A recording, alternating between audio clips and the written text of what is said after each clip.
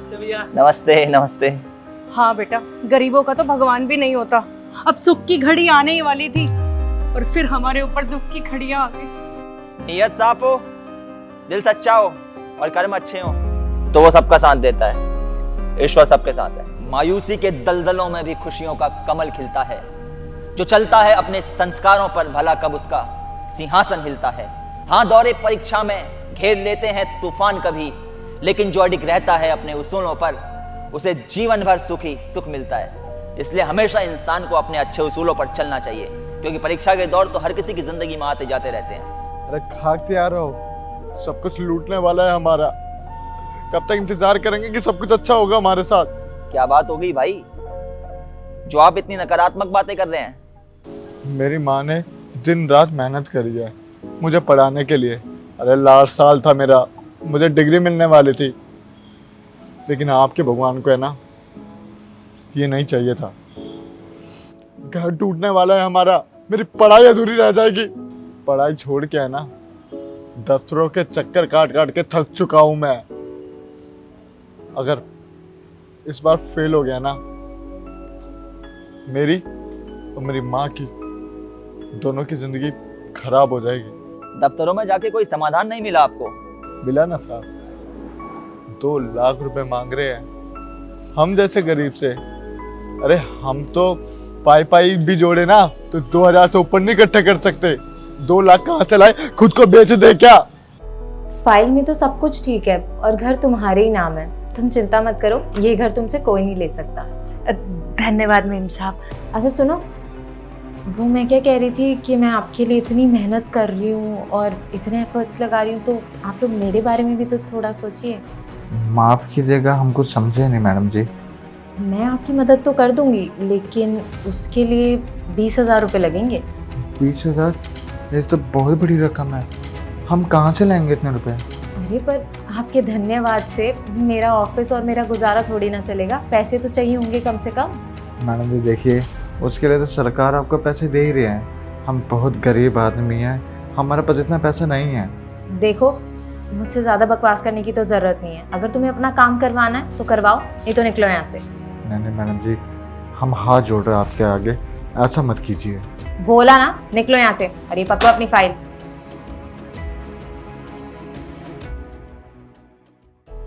गलत हुआ आपके साथ।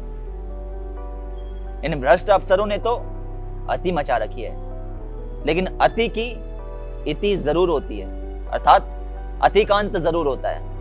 जब जब पाप बढ़ता है तो उस पाप का अंत होना निश्चित है। हाँ, पाप शुरू में बहुत अच्छा लगता है कि जैसे कभी अंत ही नहीं होगा इसका, लेकिन पाप का अंत जब होता है तो बहुत बुरा होता है। सामने वाला पछताता है कि काश नहीं करता मैं ये काम। इसलिए उनका भी अंत निश्चित है, उनके पापों का भी अंत निश्चित होगा और उन्हें सजा भी जरूर मिलेगी। मैं दिलवा सकता हूं तुम्हें तुम्हारा घर, लेकिन हर चीज की कीमत होती है। इस चीज की भी कीमत लगेगी। कीमत? ठीक है साहब, आप भी अपनी कीमत बता दो, कितनी कीमत? साहब, मैं हर महीने 2-2 हजार रुपए करके दे दूंगी आपको। बस मेरे बेटे की नौकरी लग जाए एक बार, आप मेरा घर बचा लीजिए। अगर ये घर चला जाएगा ना साहब, तो हमारे पास कुछ नहीं बचेगा। मकान भी बचाना है और इंतजार भी करवाना है? कभी नहीं।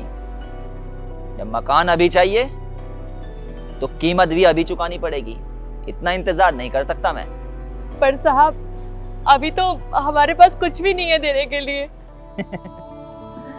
माँ जी, पैसे नहीं चाहिए मुझे, आपके हाथ का बना खाना चाहिए। क्या है ना, परिवार से दूर हूं अभी, पोस्टिंग घर से बहुत ज्यादा दूर हुई है, तो घर वालों के हाथ का खाना, खासतौर पे माँ के हाथ का खाना बहुत मिस करता हूँ। बताओ, खिलाओगे अपने हाथों का खाना मुझे?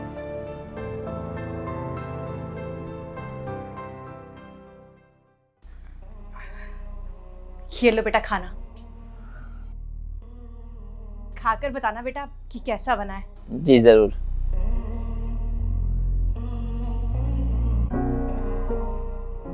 वैसे बेटा आप हो कौन?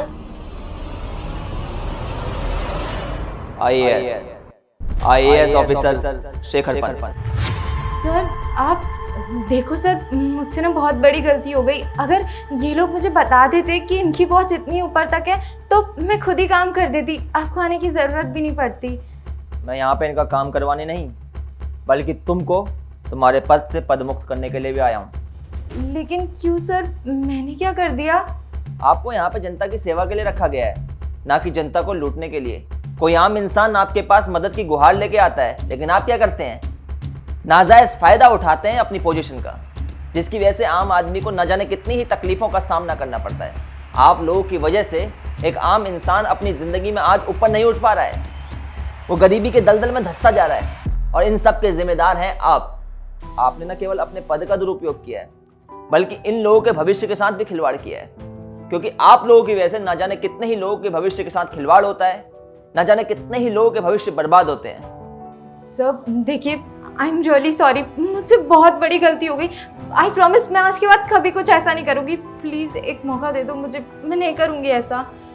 इस बात की माफ़ी मांग रही हैं? इस बात की माफ़ी कि आपने इनसे घूस के तौर पे पैसे लेने को कहा, या फिर इस बात की माफ़ी कि आपने अपने पद का दुरुपयोग किया?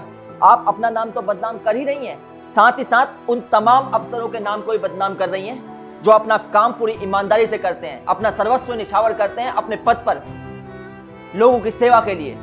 Sir please.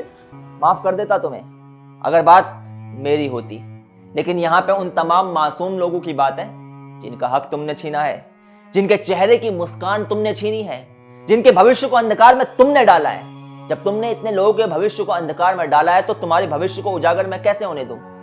बिल्कुल नहीं होने दूंगा। यू विल बी फायर्ड सून। साहब, आपने आज साबित कर दिया कि इस दुनिया में आज भी अच्छे इंसान हैं, इंसानियत बची हुई है। इतने बड़े अफसर होने के बाद आपने हमारी सुनवाई की, बहुत बहुत धन्यवाद। तो यार सबसे पहले तो आप लोग ये बताएं कि आप लोग हमारी वीडियो कहाँ से देख रहे हैं और आप लोग हमारी वीडियोस को कब से देख रहे हैं। कहानी में हमने ये चीज़ देखी कि कई बार क्या होता है कि कुछ अफसर अपने पद का दुरुपयोग करते हैं। जब एक अफसर अपने पद का दुरुपयोग करता है तो कहीं ना कहीं वो आम आदमी के इमोशन से खेलता है। जब वो आम आदमी के इमोशन से खेलता है तो आम आदमी के दिल से सिर्फ बद्दुआएं निकलती हैं, और बद्दुआओं से कभी किसी का भला नहीं होता। इसलिए हमेशा अगर आप किसी बड़े पद पर हैं तो उस पद की गरिमा को समझें, उस पद की इज्जत करें और जन कल्याण में अपने पद को समर्पित करें, अपनी सेवा को समर्पित करें। वीडियो पसंद आई हो, वीडियो का मैसेज पसंद आया हो तो हमें सपोर्ट करें। मिलते हैं आप सभी लोगों से जल्द एक नई वीडियो में एक नई स्टोरी के साथ।